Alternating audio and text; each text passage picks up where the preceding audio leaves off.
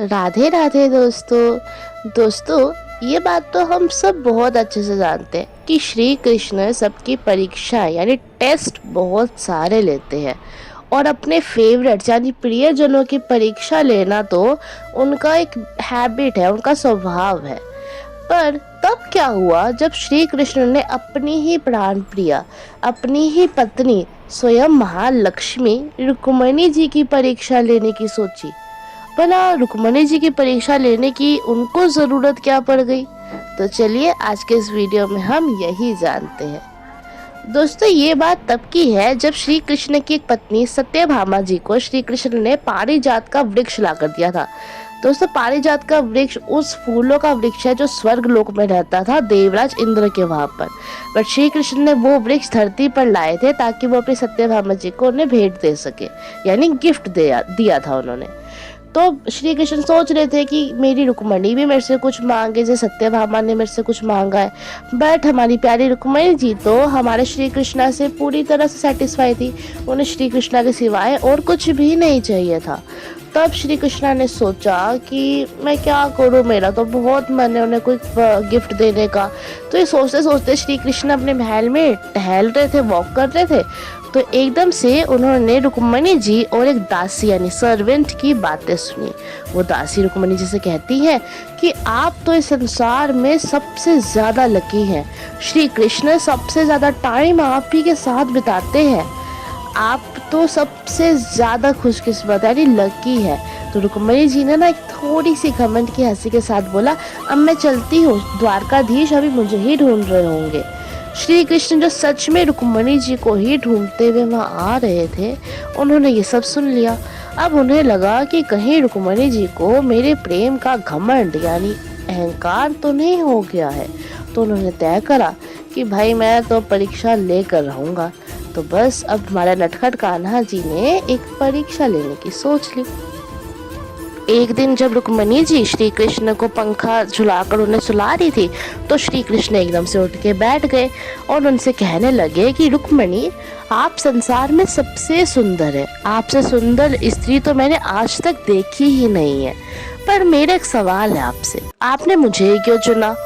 भगवान रुक्मिणी जी से कहते हैं कि आप मुझे ही देख लीजिए, मेरा जन्म हुआ जेल में, मैंने पैदा होते अपने माता पिता को छोड़ना पड़ गया, फिर जिन माता पिता ने मुझे पाला मुझे कुछ साल बाद उन्हें भी छोड़ना पड़ गया, मेरे को वृंदावन छोड़ना पड़ गया, मुझे राधा रानी को छोड़ना पड़ गया और वृंदावन से दूर मैं यहाँ आके द्वारका बसा ली और 16,108 रानियों के साथ मैं रहने लग गया। वृंदावन में आज भी गोपियाँ केवल मेरे ही नाम के आश्रय पर जिंदा है। बचपन से मुझे छलिया, माखन चोर, ना जाने कैसे कैसे नाम मिल गए, पर तब भी आपने मुझे ही चुना। अरे आपका विवाह तो किसी बड़े क्षत्रिय यानी किसी और बड़े राजकुमार राजा के साथ होना चाहिए था। मेरा क्या भरोसा, मैं आज यहाँ हूँ तो कल वहाँ, जैसे वृंदावन छोड़कर आ गया, हो सकता है एक दिन द्वारका छोड़कर चला जाऊँ। मेरा क्या ही ठिकाना और मेरा क्या ही भरोसा। रुक्मिणी जी ने जब श्री कृष्ण की ये बातें सुनी तो पहली बार श्री कृष्ण ने रुक्मिणी जी के चेहरे से हंसी को जाते हुए देखा। हमारी रुक्मिणी जी हमेशा हंसती ही रहती हैं, बट ये बात सुन के उनके चेहरे से पहली बार हंसी चली गई और वो गिरकर बेहोश हो गई। श्री कृष्ण ने उन्हें उठाया और वैद्य जी को यानी डॉक्टर को बुलाया तो पता लगा कि रुक्मिणी जी ने 3 दिन से कुछ खाया ही नहीं है। तो एक दासी यानी सर्वेंट श्री कृष्ण के पास आई और उनसे कहा कि श्री कृष्ण, आप 3 दिन से अपने राज्य के द्वारका के कार्यों में यानी काम में इतने बिजी हैं कि आपको खाना खाने का टाइम ही नहीं मिला। तो आपने बाकी रानियों से कह दिया कि आप सब खा लीजिए, तो बाकी रानियों ने खाना खा लिया। आपका आदेश मान के, आपका ऑर्डर मान के रुक्मिणी जी ने भी खाना खा लिया, पर वो खाना उन्हें लगा ही नहीं, उनके शरीर को पचा ही नहीं वो खाना। क्यों? क्योंकि वो आपसे प्रेम करती हैं। जब तक आप खाना नहीं खाएंगे आपका पेट नहीं भरेगा, आपकी रुक्मिणी का पेट भर ही नहीं सकता। तब श्री कृष्ण ने रुक्मिणी जी को उठाया, अपने हाथों से उन्हें खाना खिलाया और पहली बार श्री कृष्ण ने रुक्मिणी जी की खुद सेवा करी। और तब हमारे श्री कृष्ण ने रुक्मिणी जी की बहुत अच्छे से केयर करी, उनका ध्यान रखा। और हम श्री कृष्ण ने रुक्मिणी जी से हंसी ठिठोली में कहा कि अरे रुक्मिणी, मैं तो मजाक कर रहा था, मैं जानता हूँ आप मुझसे कितना प्रेम करती है, और ये लीला सिर्फ इसलिए थी ताकि संसार को मैं ये बता सकूँ कि मेरी रुक्मणी का मेरे कृष्ण के लिए प्रेम बिल्कुल निस्वार्थ यानी सेल्फलेस है। दोस्तों, एक प्रेमी का दूसरे प्रेमी के लिए प्यार होना ही ऐसा चाहिए, सेल्फलेस, बिल्कुल वैसा सेल्फलेस जैसा रुक्मणी जी श्री कृष्ण से करती है और श्री कृष्ण रुक्मणी जी से। दोस्तों, हमारे श्री कृष्ण को किसी की भी लालसा नहीं है।